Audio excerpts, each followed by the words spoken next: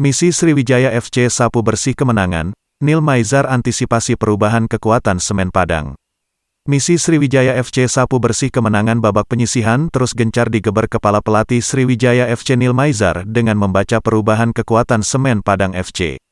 Jelang laga kedua babak penyisihan putaran kedua Grup A Liga 2 Indonesia antara Sriwijaya FC vs Semen Padang yang akan berlangsung di Stadion Kaharudin Nasution, Rabu, tanggal 10 November tahun 2021, pukul 21 waktu Indonesia Barat.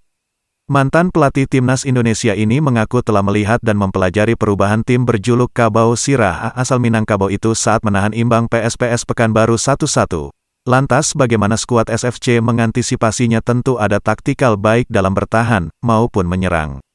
Terlepas dari itu, Neil Maizar mengatakan pada dasarnya dalam sepak bola sama saja. Kedua tim saling mempelajari kekuatan dan kelemahan tim lawannya.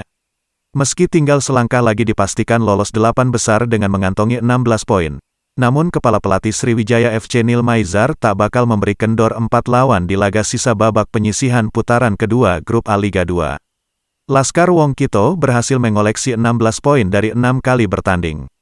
Tinggal butuh 1 kali kemenangan lagi atau 3 poin lagi untuk bisa mengoleksi 19 poin bisa memposisikan tim kebanggaan masyarakat Sumsel ini aman untuk melenggang ke babak 8 besar.